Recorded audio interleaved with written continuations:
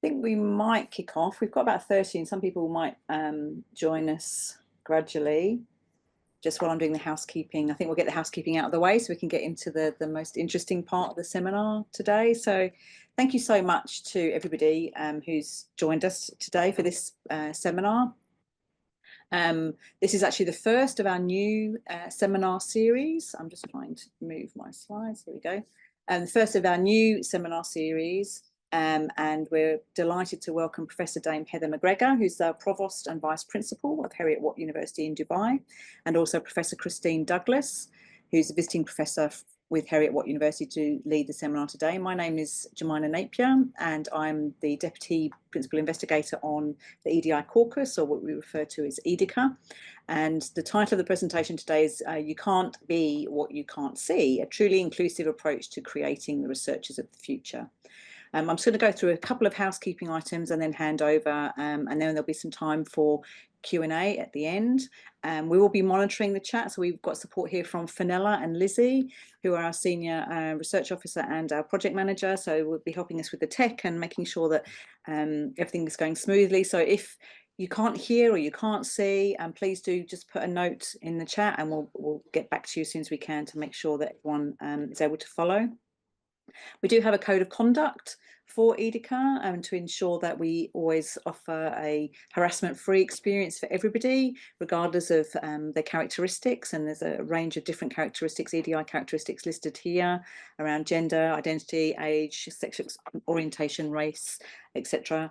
And we want to make sure that we always start every seminar with sort of some clarity around our code of conduct, that if any participants do violate our code of conduct, then we will potentially expel people from the seminar so that we can maintain the safe space that we have here.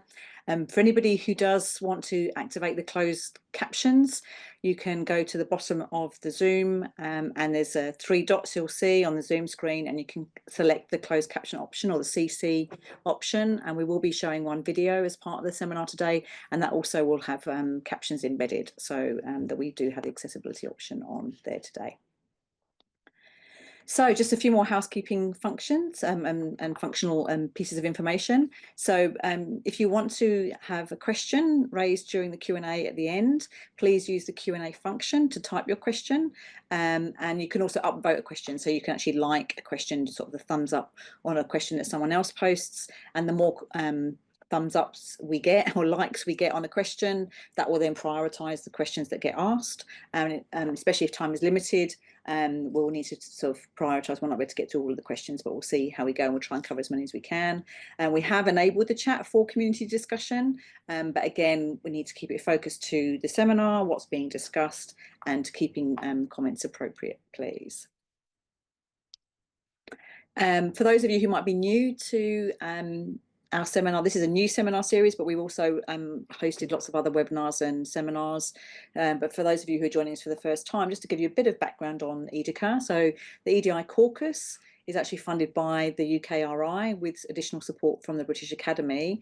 And our key actions are to research and evidence base for inclusive careers across the UK's research and innovation system, ultimately then seeking to remove barriers that are experienced by marginalised groups and support them to access and thrive in chosen careers. So that's whether you're in an academic role, a research role, a technician, research support role, anyone who's as part of the research community. And through our processes, we're looking to create national and international communities of practice, and also we embed a co-design approach with stakeholders and people with lived experience in all of the work that we do, and also the work that we fund through our flexible fund scheme. So this is our research methods seminar series. As I said, it's the first one, and we have identified the need for rigorous research methodologies to really think about how people can embed equality, diversity and inclusion. And we're seeing much more pressures and much more demand for EDI to be embedded within methodologies. And so this seminar series has been newly created so that we can focus on dissecting, if you like, the various methods that are used, how we can make sure that methods are inclusive, both for the researchers conducting the research, but also involving participants, practitioners, and so that we can equip researchers and practitioners with various tools, frameworks and approaches necessary so that we can critically analyse and address EDI issues across various domains. So I'm very excited about this being our first seminar today. Just a quick promotion for our upcoming seminars over the next couple of months. We have 2 in May and 1 in June that have been confirmed, and more that will be coming up during the remainder of the funded caucus period. All of our seminars are recorded and stored on our YouTube channel, so if you can't make it or you can't attend the whole thing, please feel free to follow up watching the recording, and do promote the recordings too among your networks, because we're really keen for people to engage with these resources, free resources that we're making available as a result. So I think that's everything from me. I've managed to pretty much steam through. The last plug is for our website, which has all the information about our seminars, also about our work streams and all the various activities that we're doing, our flexible fund, and all the different projects that we have funded through the caucus. So please do take time to explore the website. We're in the process of creating what we're calling EDICa, like a resource for people to take on board, either things that are created through EDICa or pointing to other resources that are available too. So not only will does the website have information about what we're doing in EDICa, but we're developing a resource base across the board as well. So please do go and take a look at that. So without further ado, I will stop sharing my screen and hand over to Dame Heather and to Chrissy for your presentation, and look forward to chairing the Q&A at the end. Over to you. Hello, everybody. It's lovely to meet you all. As Jemina said, I lead our campus, Heriot Watts campus here in Dubai. I'm going to share my screen, and I'm going to be the chief screen sharer for us today. So I just need to move this into slides screen. So hopefully everybody can now see me or see the slide. So I'm Heather. I was actually the EDI lead on EDIC, the Heriot Watts big project that we won at the end of 2019, but because of COVID, the funds were not released until the summer of 2021. And in that project, right from the bid, actually, so the back end of 2019, I wrote into the proposal that were we successful in winning the bid, that we would do a project where we would film a representative, well, I say representative, but a group of people across the EDIC project, with the idea that we would inspire the next generation of researchers. And I always had this vision that we would do it. We wrote about it in the proposal, but very shortly after we were finally given the money in the summer of 21, I realized that I would probably be away in Dubai for the duration of the project. And I also knew that I wanted, as my co-investigator, Christine Douglas, who had known for many years, and I knew that she'd done a huge amount of work in filming people in the partly actually in the medical area, but she'd also done her master's in science communication, and she'd done her PhD on filming people who had cancer. And so I knew that she was very talented in this area, and I was very grateful to persuade her to come on board as my joint co-investigator. And really, she has been the principal investigator in this project. So we're going to talk about these things today. I'm going to hand over to Chrissy, who is going to tell me when to change the slides. Thank you, Heather. Thank you for the introduction. It's a pleasure to join you all today. As Heather said, we're going to very briefly, hopefully in 15 to 20 minutes, just give you an overview of our methodology, and to hopefully open up enough time for us to discuss this and get feedback from you as well, if you'd be kind enough, about the processes that we use. So as Heather said, we wanted to invite people working with EDIC to be role models, to be video role models, And we wanted to frame this in an inclusive, participatory methodology. So I'm going to quickly go through this methodology with you now under the following headings. And if I could have the next slide, please, Heather. So there's strong evidence from across STEM education and career trajectories of historic and persistent underrepresentation of people who are minoritized and marginalized in the UK. And it's also important to know that STEM careers are often better paid, they're more secure, they have greater opportunities for professional development and career progression than other sectors. And it's vital, we feel, that people from all backgrounds have access to these benefits. So underrepresentation is both hindering scientific progress and it is unjust. And if we're to make meaningful progress, science can no longer be separated from robust considerations of equity, diversity, and inclusion. If I could have the next slide, please, Heather. So Gladstone offers a quick, easy definition of a role model, but I just want to flag the word successful here. All the evidence suggests that role models don't need to be successful. Indeed, too much success can be demotivating both for students and indeed for people contemplating becoming a role model. So success should be achievable and relatable over successful sort of every time.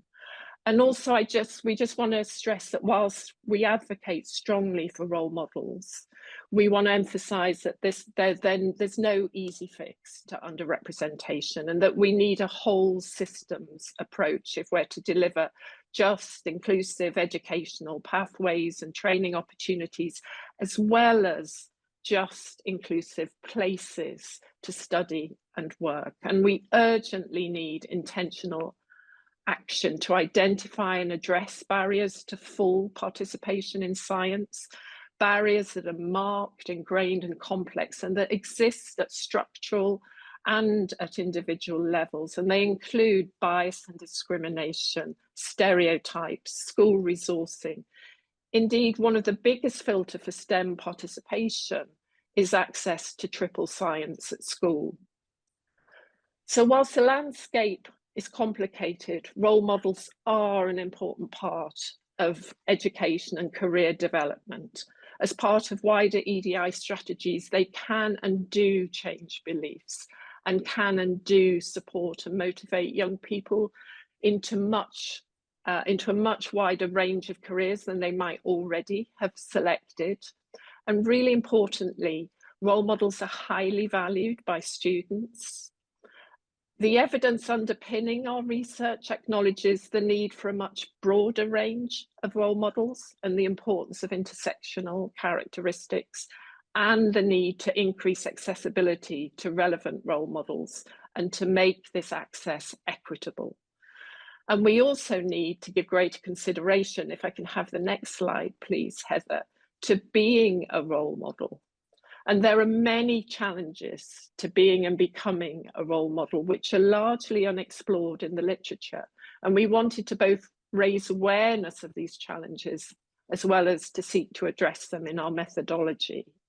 And so we wanted to invite and support people from wide-ranging backgrounds to be role models. The focus of many interventions is on gender and race and ethnicity, which, whilst vital, we have very few disabled role models and we have very few LGBTQ+ role models. And indeed, again, there is this lack of focus on intersectional characteristics. And we wanted to make the concept of role modeling everyone's responsibility. This isn't and cannot just be the work of minoritized and marginalized people.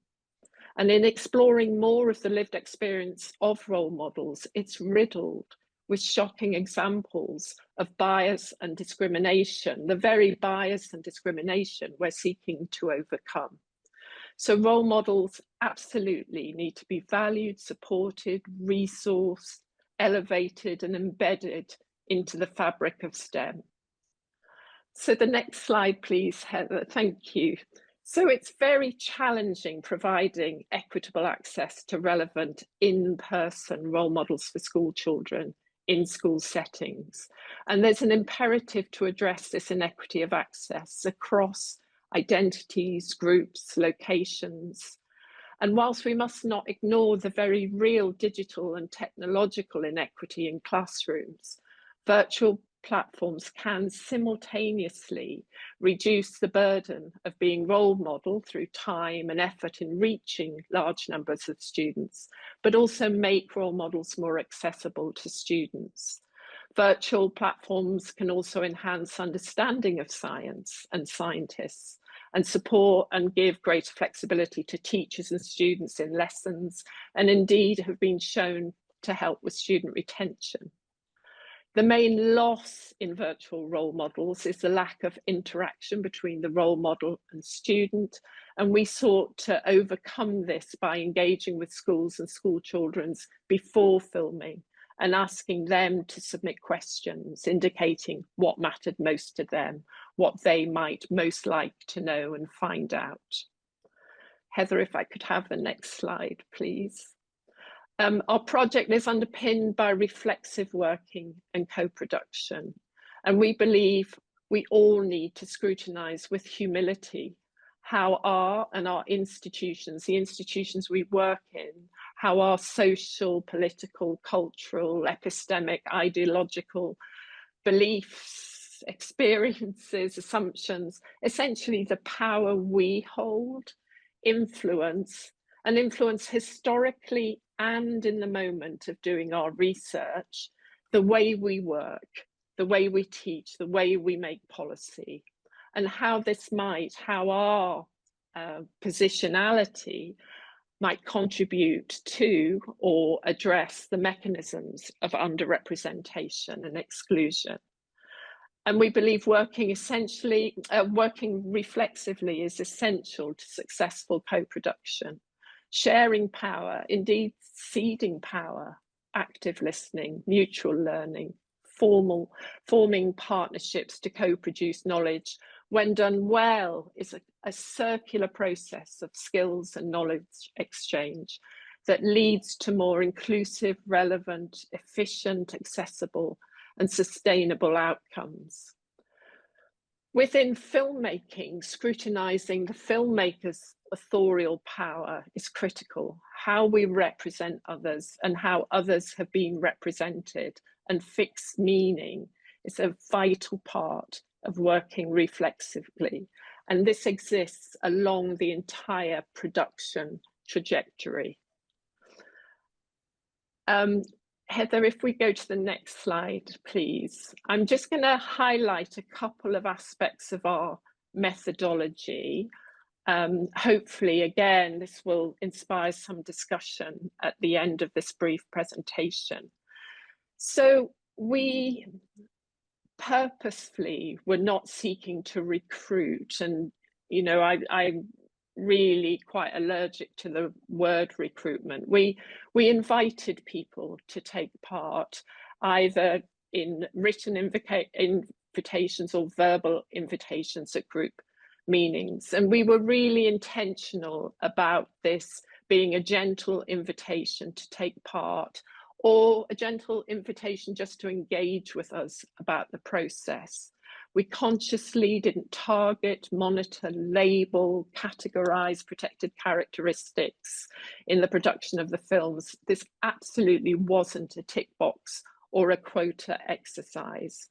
So these open invitations were issued, and we were fortunate that a wide range of people generously volunteered across different characteristics, some with intersecting characteristics, as well as different roles, stages of education, different stages of professional development, careers, wider backgrounds, and indeed different psychological and personality traits, which we know are important to inspiring young people.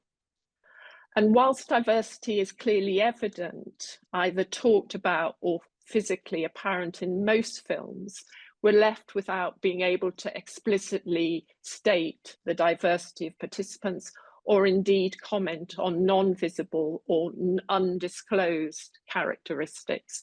I mean, for us, this wasn't problematic, but it is interesting in discussions that have followed about, for example, how we might index the films to make them more accessible.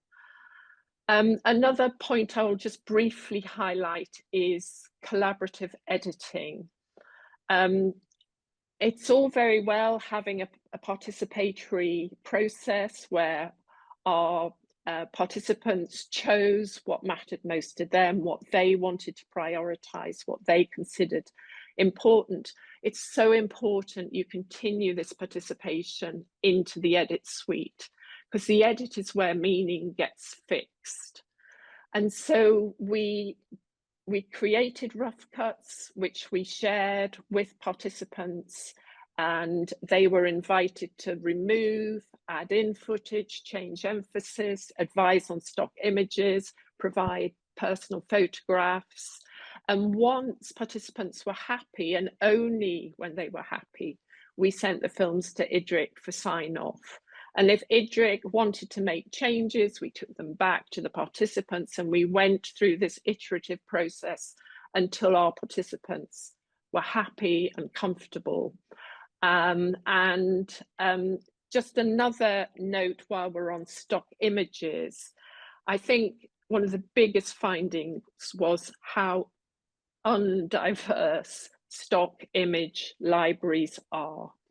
And we really searched hard and explored how power and dominance were displayed in a lot of images, and the balance of, for example, gender, ethnicity, race, ability, status, how all of these were portrayed, how invisible disability might be represented, and how certain geographies, nations, and peoples were portrayed.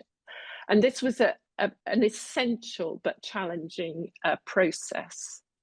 And then I'll just briefly mention one more aspect of our methodology. I've mentioned how we involved the school children in providing questions for the films, but I just want to briefly flag that we wanted to tailor the films so that they would sort of appeal to the students immediately at the same time of us offering a disruption to scientific stereotypes. And so each film has a little bit of what we call a teaser at the start. And the specific aim here was to disrupt scientific stereotypes and hopefully add a playful introduction to the film. So we have examples like, "Don't visit my lab, it's disgusting," or "I did my interview in my pajamas." And all of these were offered voluntarily by the participants as part of the interview, but we just include these at the start of every film to draw our audience in. And I'm just going to briefly mention one or two production challenges. So I think, and the next slide, please, Heather. So I think our school engagement, if I was, I hope we will be doing more research, but I definitely give far more resource and time to school engagement before the project actually started. This is entirely my responsibility, but I would allocate more resource up front for this. I think we did well. We got a great range of questions from students, but I've sort of thought a lot about how we might do that better. The second point about methodological sort of adaptations and building in responsiveness. Just a comment I want to make here, I think aligns very much with EDICa's work, and it's how do we create flex in research grants, in our work, to allow us to support life events. You know, so often contingency planning is based around sort of equipment or these sort of things. But I think to be truly inclusive, we have to start thinking, how do we build in contingency for the values of EDI and for life events? And then just finally, in making films about people, this was a huge responsibility that we took very seriously. These are people's lives that we are reproducing in film, and an individual's choice to disclose whatever they want to is that. And there was no pressure put on anyone to disclose things that they didn't want to. And we had periods where everyone could reflect on what they've said, anyone can revisit. We would remove and completely delete anything that was said that people wanted removed. And it is and remains a huge privilege to have made these films. And I think, you know, we have to always respect individual choice in what people choose to share with a public audience. And then finally, before I hand back to Heather, if I could just have the kind of recommendations, which hopefully I've covered. You know, we must do whole systems, embedded approaches. We really want to invite, value and support more people to be role models. We must all, I believe, work reflexively, interrogate our own and our institutions' positionality. We must make the process of being a role model and accessing a role models inclusive and equitable. Science, we believe, needs to be promoted to all groups and to be relevant to all groups in society and involve everyone. And I love what EDICa are doing about building communities of practice. That's absolutely what we must all be doing, is sharing learning. And I'm going to hand back to Heather, who is going to sort of share some of our dissemination activities. On that note, if you're there, Heather, I noticed, oh yes, brilliant. So I'll hand back to you, Heather, for the dissemination. Yes, before we talk about dissemination though, Chrissy, are we not going to show the video? Thank you, Heather. We are, absolutely. Okay, so I'm going to stop sharing. And what we're going to do now, while Fenella or whoever's doing this, can I, before we start this video, can I just say something about this video? We've obviously got 48 videos to choose from, and this is and we chose this video to show you. This is an example of somebody who obviously is not a scientist, so he's working on the climate emergency, and the overarching project, EDIC, stands for the Industrial Decarbonisation Centre. So this is working on industrial decarbonisation, and one of the things this shows is what the wide variety of research activity is that does support climate change, because actually Wasim is a policymaker, and we wanted to show and we hope to show in the films that we made that it's not just people in a lab who are contributing to the advancement of science.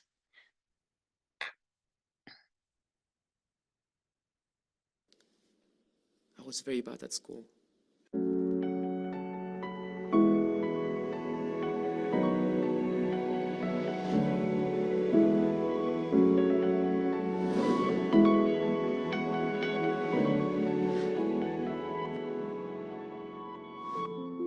So my name is Wasim Dbouk, and I'm a Marine and Maritime Policy Research Fellow at the University of Southampton. I'm part of the EDIC project with colleagues at the University of Southampton, where we're looking at the transport of CO2 from industrial clusters like Southampton to other clusters in the UK with nearby geological storages. My role within that project is to look at the legal and regulatory framework governing the transport of CO2 by ships and pipelines, with view to make recommendations to overcome some of the barriers holding up progress around that technology. Sometimes looking back, I'm not sure how I ended up in the position that I'm in now. I come from a different country where I've studied in French and in Lebanese. I shifted from wanting to practice law as a lawyer to actually wanting to conduct legal research with colleagues in other disciplines to provide a more comprehensive solution to the problem that we're facing. When I came to Southampton, I wasn't really sure what I wanted to do. I've always had a strong connection with the water. I grew up in a coastal town that's really famous for its ports and beaches, and I knew that I wanted to work with the water. But the picture didn't become clear until I started doing my PhD. The PhD period was really instrumental, finding where my role could be most influential and stepping outside of my comfort zone, expanding my horizon forcefully almost, just to satisfy that thirst for more knowledge, for what would actually make the biggest impact for us as a humanity.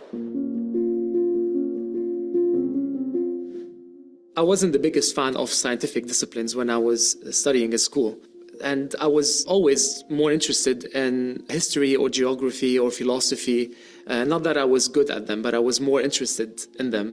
So I've always been practical and interested with humans and how we live and what drives us and how our philosophies have changed and continue to change.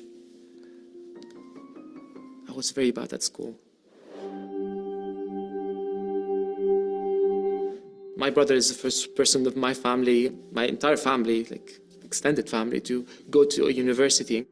There was definitely a barrier to break there in terms of even communicating with my own family around the things that I would like to achieve and how I wanted to achieve them. I felt like I was swimming against the current, even within my own family. And then looking at schools and the educational system and your environment, we end up believing the limits that we're seeing there. I think it's really important to appreciate educators and family in terms of the guidance that they offer, but I think we need to remember to look for our own purpose and to push for it, even when we feel a bit of resistance. So what is the average starting salary for someone in your position? As a research fellow who doesn't have lecturing responsibilities, I think the salary range would be different whether you're in London, of course, or somewhere else in the UK. For research fellows who are based outside of London, I would imagine the salary range to be around 30K mark for a research fellow. But if you're lecturing also on top of that, then it would jump to the 37, 38K per year sort of salary. Through securing more and more research grants, you're going to be more and more prominent as an academic, and then you could charge for your consultancies, basically. Whereas as an early career researcher, you see that as something that's so far off, is so difficult to reach, and you're surrounded by people who are so good at their jobs as well that it's a test of character to stay on that track because you believe in it. So as an individual who's really interested with sustainability and the future of our planet and people on our planet, I think the highlight of my career so far was to travel to Glasgow last November and go to COP26 and getting a real sense of the global impact that the work that we're doing could have because of this diversity that I saw there. Most importantly, I think the focus on people and the focus on the impact of climate change on minorities and indigenous peoples, small island states. I think that was the most important thing for me out of that experience. I think the first thing that I would tell him would be, don't be afraid. Don't be afraid to face barriers or to step outside of the conventional view that you might have about things. trust your intuition, and always look to be aligned with your purpose.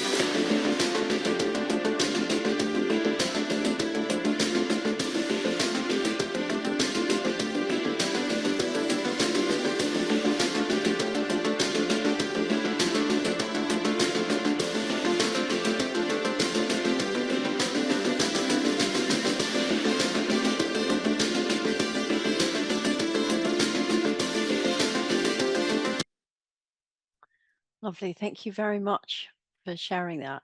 So I'm just going to go back very briefly to my own screen. And I think you are now all seeing this. Yeah. Oh, sorry, that's not where I want to be. Here. So we have been working since last year, because we finished this project last year, on dissemination. And the critical part of our dissemination has been to work with people who are already working with school children. We have been working with the Royal Society, on Into Science, Into Careers, with Inspiring Girls, all these people listed on here. We are still working with various other people to put installations in and to help in dissemination with the videos. We're very proud that UNESCO have named us as a excellent example of this kind of communication work. And of course, we are seeking to publish. We are preparing a paper which on our methodology, so all comments today are really, really welcome and encouraged, which we are submitting to Science Communication. And then a little bit further down the road, we're working actually on another paper on a lot of the things that we worked on in EDIC on diversity and inclusion didn't actually work as well as this project. And so we're also looking at what didn't work. But I think the methodology is the important part that we want to get across, because we want more people to do this, and we want more people to develop and support role models so that future researchers who might be as young as 7, 8, 9, 10 get to see some of this work and are encouraged to pursue a career that will help them to help the climate emergency. So this is, of course, the acknowledgements we give to all the people who we videoed. So thank you very much for that. And I will now stop sharing my work and hand back to Jemina. Thank you so much to Heather and Chrissy for excellent presentation, and really great. I really loved the video. So you said there are 48 in total, so there's lots for us to go away and explore. I might have missed it. So you did say that they're all freely available though, so anybody can access all of the videos, right? Yeah, we Yes, can. That's correct. Send the link over. Jemima, can I've just noticed one comment in the chat. Is it cheeky of me to pick up on that just because it's there, and I would like to address it? That's great. And I think you're referring to the question about the use of global majority, because I was actually for that as the first question. So yeah, please. I was typing the response, and actually I thought, if you're kind enough just to give me a few minutes. So thank you for posting this, Rebecca. Actually, this was a direct quote from someone from a global majority UK minority background, and we would never change a direct quote or try and influence how someone chooses to self-describe. So hello, sorry. Yeah, it's Fenella. Just can you read it out for everybody? Because not everybody can see it. It's just for the host and panelists. Oh, I'm so sorry. So Rebecca asked, have you considered using the term persons from global majority heritage or any other instead of BAME, as the term BAME can be seen as offensive? So Rebecca, I would personally, I would never use the term BAME and haven't in all of my work. And I presume you're referring to the quote. I've just done a quick check on our slides, and that is the only reference I can find to BAME. And this is a published quote from someone from a global majority UK minority background. And we would never, ever change direct quotes. If people choose to identify in a certain way, we respect that. So, and forgive me if I've missed another reference. I'd be surprised if we have included another reference, because we wouldn't use that term, but I thank you for raising it, Rebecca. And Fenella's just actually put the quote into the chat as well. Yeah. From the Institution of Environmental Sciences as well. It's also been referred to there. Thank you. I did want to see exactly where the quote came from. So thank you for clarifying that, because I think, I mean, that's actually a big debate as well, isn't it, at the moment, around the use of the term BAME, also whether to use BME, whether global majority is becoming more the norm, if you like, in terms of the sort of terminology to use. But it's still hotly debated, I think, among lots of different people. So it's always, I think, good to be open about that and transparent about choices that are made and why, and to clarify in this context that you were using a direct quote. So thank you for that. And we do have one question in the chat. So we've got about 15 minutes, just over 15 minutes. So please do post any questions or comments you have in the using the Q&A function. We've got one from Nikolaus who says, what has been your response from school children so far? So you've talked about the project, making the films and the dissemination. Could you talk a little bit about how children have responded to the videos? We can at the moment. We want to, and we're applying for funding to formalise, to do research into which role models appeal to which children and why. But for the time being, our feedback is informal, and we're getting incredibly positive feedback. We very kindly, a couple of our role models have gone into schools with the films, so sharing their film as well as other films, and the feedback is really fantastic. The really lovely feedback is, so for every school student who submitted a question, we've sent them the copy of that video, and it's really lovely the way they refer to them as their scientist. And you know, I've had several conversations with head teachers of how this has worked really well.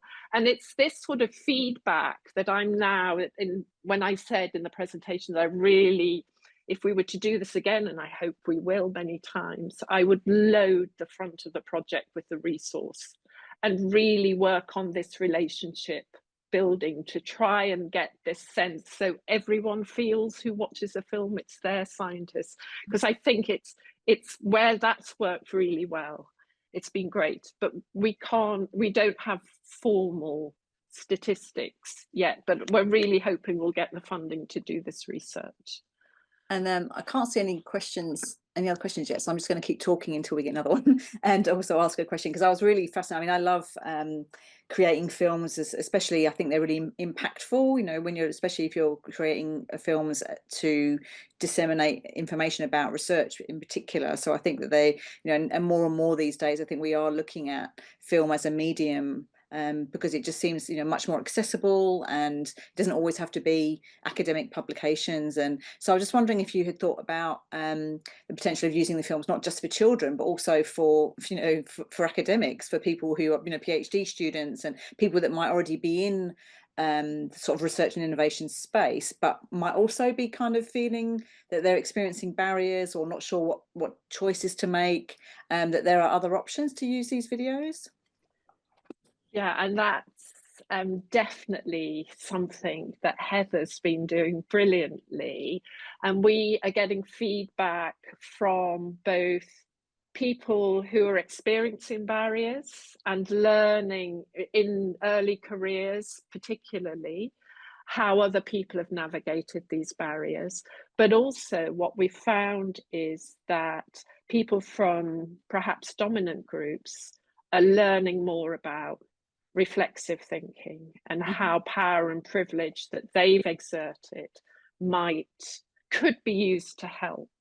And people are learning about experience of marginalization. And again, Heather, I don't know if you should be speaking to this, because you have presented these in numerous contexts. Yeah. So So I have used these a lot within the EDIC community because EDIC was a long-running UKRI project that at different times worked with 60 different universities in the United Kingdom. And I have used this in the EDIC community, which is a very transient community, lots of different PIs and co-Is, lots of different research assistants to inspire people to come forward and to be role models themselves. The other thing I would say is that one of the biggest impacts, even we've been very clear what we set out to do. We set out to inspire the next generation of researchers. That is where all dissemination is going. That was the intended impact, and we still believe that to be the impact. But one of the biggest impacts has been on the people who participated in the films themselves. And I think this was where it is that some people said, thank you so much. You know, I never thought I'd be able to tell my story. And the fact that we encourage them to bring, you saw in this film, we encourage them to bring their own photographs of their own journey to research. How did they choose a path to academic research? These are all people involved in research, and all of them are involved in researching the climate emergency in this particular project. So we've got people to tell their story, and some of these people, it ranges, as you saw, it ranges from people who are really quite junior. I mean, we've got PhD students in this project, and we've got all the way to people who are very senior at Imperial College. So it's a very wide range, and they have been moved themselves to see how their story is impacting on others. And I think that has been actually the unexpected collateral gain for us. Yeah, it's fascinating. And I think, I mean, if we're putting this in the context of this being a research methods seminar, I think this is a really nice way to kick off the seminar, actually, because typically I think people would think about, oh, you know, when we're exploring how to be inclusive with our research methods, I think what you're doing here is actually kind of going right back to basics and thinking about us as researchers and as participants, and, you know, role models actually kind of really underpinning everything that we do with our research, and really, you know, creating a foundation then.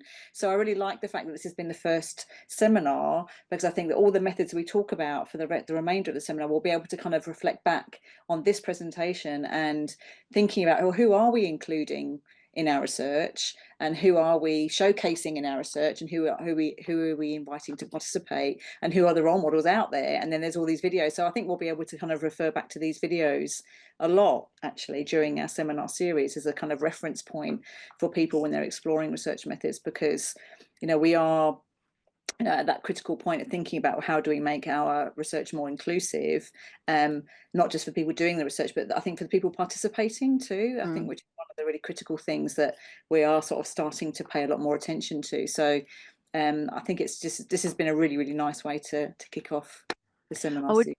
I would make one other comment as well. So where we were not able to be as inclusive as we would have liked to be. So the EDIC community, as well as being, you know, lots and lots and lots of different universities who participated in our two big funding rounds, and all of our, a bit like EDICa, we had lots of different funding rounds and different kinds of funding and so forth.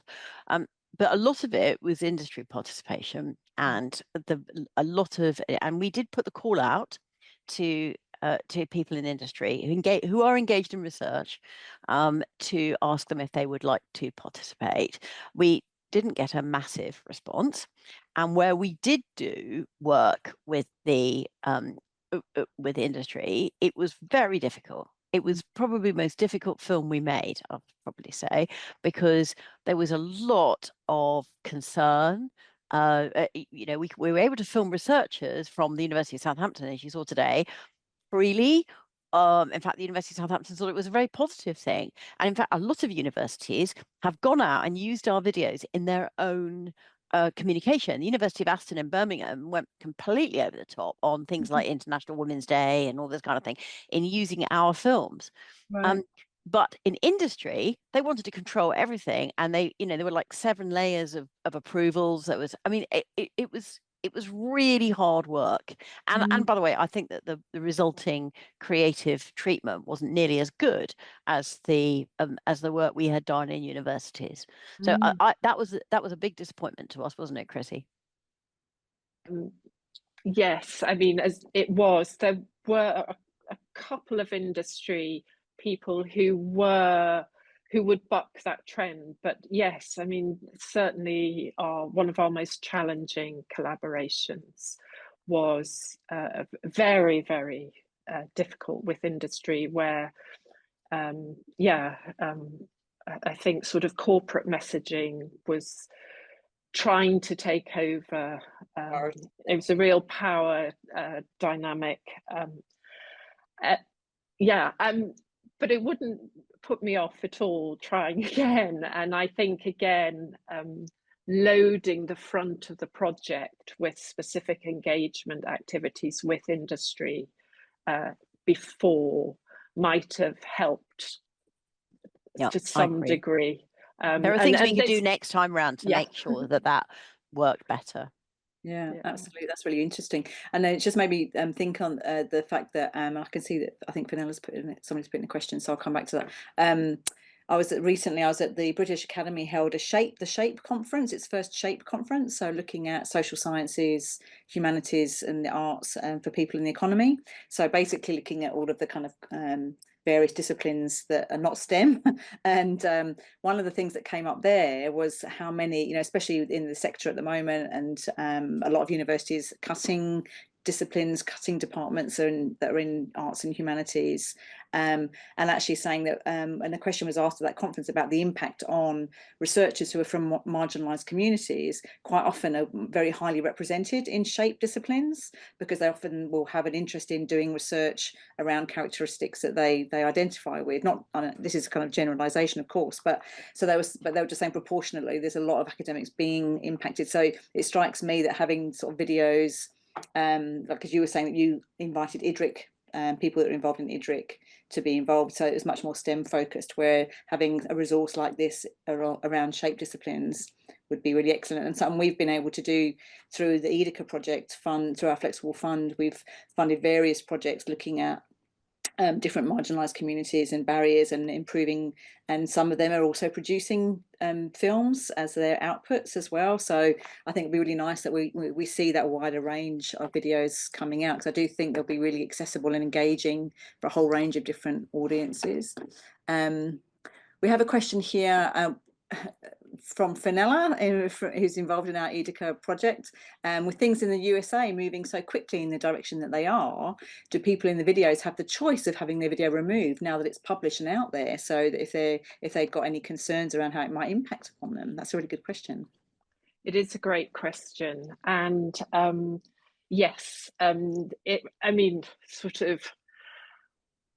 we and this occupied an awful lot of Heather and my discussions about, do we permit free downloads of all the videos? And for accessibility purposes for schools, being able to download all the videos might be fantastic, and a couple of organizations have asked if they can download the videos. Now, for the time being, we've resisted that. Because so many of the films contain very personal photos, and this idea of that, I think I mentioned that film fixes things. Yeah. And I don't know about everyone here today, but certainly if I'm talking, for example, about my disability, that depends on the context of where I'm talking, and the idea of fixing that in film, for me, for one context, I probably wouldn't want it shown in other contexts. So, we've been really careful, and we are saying no to downloads. So absolutely, yes, if someone came to us and said, please take my video down, we would do it. There's no question. And we can do it unless they've been sharing and downloading themselves.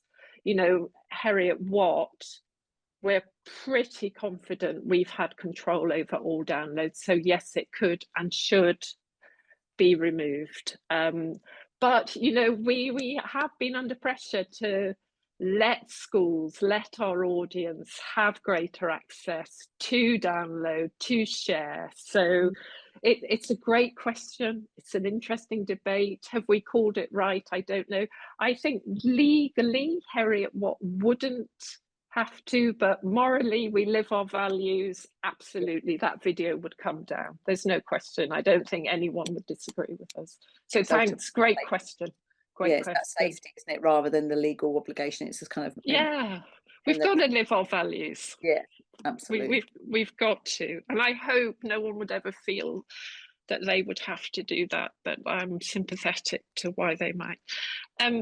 Jemima, if we've got 2 seconds, I loved what you were saying a couple of questions ago about, well, I read it as we've got to blur the boundaries between the researcher and the research. And, you know, I've been talking today about participants, and I've just been sort of madly reflecting on that.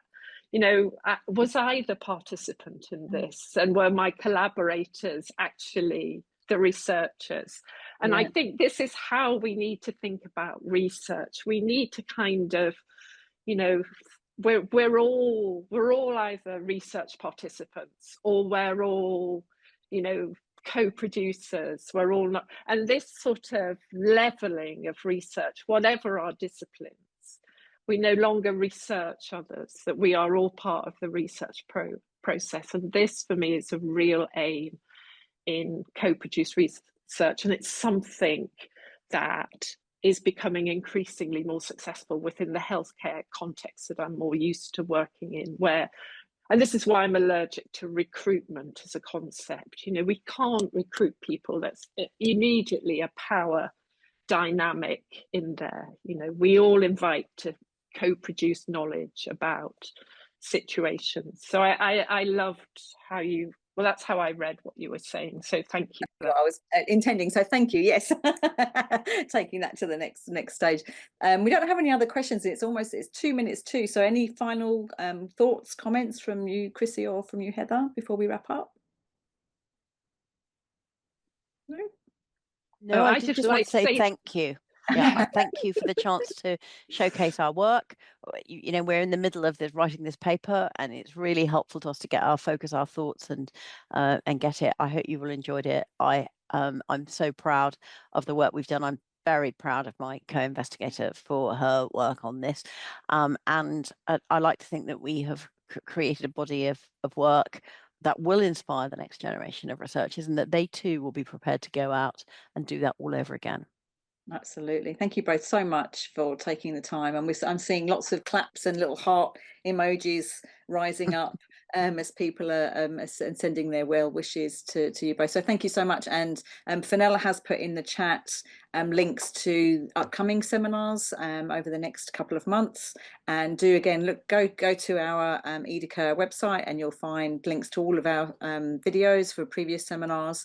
And thank you again to both of you for your time. And we look forward to seeing the publication that comes out, and any other work that you might, hopefully if you get that funding to do the follow-up work with the school kids, that would be really interesting to hear more about that, hopefully another time.